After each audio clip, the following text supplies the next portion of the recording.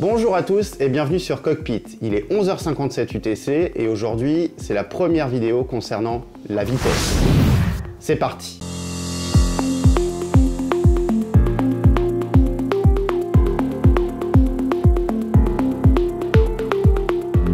Comme toujours en début de vidéo, je t'affiche quelques recommandations parmi mes précédentes vidéos pour être au top aujourd'hui.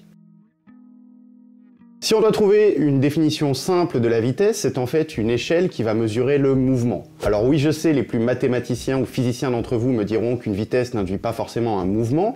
C'est par exemple le cas lors d'une vitesse d'une réaction chimique aluminothermique par exemple. Mais sur Cockpit, on traite d'aviation, donc aujourd'hui on va considérer qu'une vitesse, c'est le rapport entre une distance verticale ou horizontale, puisqu'en aviation on a plusieurs axes, sur une durée. Ici, on voit donc apparaître deux notions importantes. La première, c'est la notion de durée, c'est la notion de temps qui peut s'exprimer en secondes, en minutes, en heures, en journées, en années. Et la deuxième, c'est la notion de distance qui peut s'exprimer en centimètres, en mètres, en kilomètres, en miles, en nautiques, en années-lumière, et il en existe de nombreux autres. On en déduit donc que pour exprimer une vitesse, il y a de nombreuses unités. On peut parler du mètre par seconde, du pied par minute, du kilomètre heure. En aviation, en aéronautique, on va dire légère, tu vas utiliser principalement deux notions de vitesse. C'est le pied par minute pour des notions de vitesse verticale, donc affichées par ton variomètre, et la notion de nœud, qui te permettra non seulement d'exprimer des vitesses horizontales, mais qui va être aussi utilisée par exemple pour exprimer des vitesses de vent.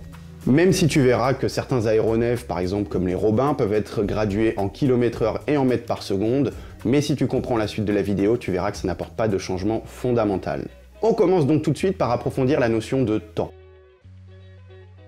Une unité de temps, c'est une unité qui permet numériquement d'exprimer une notion de durée. Historiquement, pour exprimer le temps, on utilisait ce qu'on appelait des cadrans solaires. C'était l'heure solaire, c'est-à-dire que le soleil projetait une ombre spécifique sur le cadran et à partir de là, on était capable d'exprimer une heure. Aujourd'hui, l'heure grand public s'appuie sur la rotation de la Terre, soit une heure correspond à 1/24e de la rotation de la Terre. Il faut donc 24 heures à la Terre pour effectuer une rotation complète. Mais l'heure, ce n'était pas suffisamment précis. On a donc choisi de diviser cette heure par 60 pour obtenir plus de précision et ainsi obtenir des minutes. On a procédé de la même manière avec les minutes, on les a ainsi divisées par 60 afin d'obtenir des secondes. Quelques-uns m'ont demandé lors de ma précédente vidéo pour les minutes d'angle et les secondes d'angle pourquoi on divisait par 60, donc l'utilisation d'un système sexagésimal plutôt qu'un système décimal, donc où on aurait divisé par 10. Ça marche aussi pour les heures et les secondes. Eh bien, je t'avoue que j'étais pas présent lors de la convention qui a choisi ceci, mais je pense que ça vient du fait que le nombre 60 possède un plus grand nombre de diviseurs que le nombre 10, et c'est donc bien plus pratique pour diviser que ce soit des angles ou des heures. Et de même, puisqu'on est dans un point culture G, il faut savoir qu'aujourd'hui, scientifiquement, comme base d'échelle de temps, on s'appuie sur la seconde scientifique, qui est basée sur le nombre d'oscillations d'un atome de césium. Toujours pratique de savoir ça au détour d'un cocktail. Si on revient à notre sujet, eh bien, on a vu que donc une journée s'était divisée en 24 heures. Il est donc facile de comprendre qu'il a fallu harmoniser tout ça, afin qu'on ait tous la même référence et que minuit soit partout dans le monde, en plein milieu de la nuit. Et pour trouver une référence, eh bien, on s'est appuyé sur Greenwich, qui est également le méridien de référence si tu as suivi ma vidéo précédente. C'est ce que l'on va appeler l'heure UTC, ou aussi appelée Zulu ou GMT. C'est l'heure que tu vas exploiter en aéronautique, que ce soit en vol, que ce soit sur tes carnets de route ou sur tout autre support aéronautique. De cette référence du méridien de Greenwich, on a créé des fuseaux horaires, au nombre de 24 séparés de 15 degrés de longitude. Les fuseaux horaires, eh bien, ils vont te permettre d'obtenir ce qu'on appelle l'heure locale, soit l'heure légale dans chacun des pays. Pour ça, tu dois ajouter ou soustraire des heures à l'heure UTC. Petite subtilité pour la France, avec le changement d'heure, nous sommes en UTC plus 1 en hiver et en UTC plus 2 en été. Si tu observes bien la carte donc des fuseaux horaires, eh bien, on voit qu'ils sont cruciaux pour la normalisation du temps entre les pays et les régions, mais on observe tout de même qu'ils ne sont pas parfaitement rectilignes.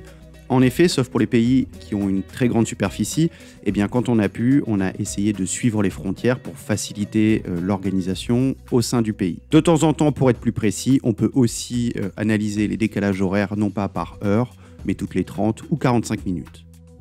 Autre élément intéressant à savoir, c'est qu'en France métropolitaine, la journée aéronautique, elle s'étend de 30 minutes avant le lever du soleil et elle va jusqu'à 30 minutes après le coucher du soleil. En dehors de cette plage horaire, eh bien, il faudra que tu sois titulaire de tes qualifications vol de nuit pour pouvoir évoluer. On a maintenant une idée plus globale de ce qu'est le temps, parlons maintenant de la distance. Alors, on l'a vu, en aviation, on va utiliser le pied. Alors, le pied, historiquement, c'est l'unité de mesure la plus ancienne, et comme son nom l'indique, on s'est basé sur le pied humain, soit environ 30 cm. En aéronautique, le pied, tu vas souvent le coupler à la minute, afin d'exprimer des vitesses verticales. C'est celle que tu verras sur ton variomètre, par exemple 500 pieds minute en montée ou en descente. Le pied, tu l'utiliseras aussi pour ton altimétrie, ça on l'a vu dans ma vidéo concernant l'altimétrie, lorsque tu es calé au QNH. En aéronautique, on utilise également le nautique. Pour mieux comprendre le nautique, je t'invite à regarder la vidéo que je t'affiche ici. Cependant, pour rappel, le nautique, c'est donc la distance entre 2 minutes d'angle de latitude. Alors en aviation, comment est-ce qu'on intègre le nautique dans nos vitesses? Eh bien, c'est là où arrive la notion de nœud.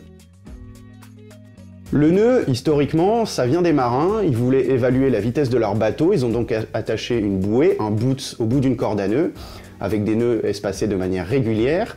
Ils envoyaient ce boot dans l'eau et ils comptaient sur un temps défini le nombre de nœuds qui défilaient. Et ainsi, ils ont pu définir si leur bateau allait à 4, 5, 6 nœuds. Alors, il y a plusieurs versions de cette histoire, mais c'était ici simplement de savoir pourquoi on appelait ça le nœud. Aujourd'hui, le nœud, c'est pas compliqué, ça équivaut à la distance d'un nautique par heure.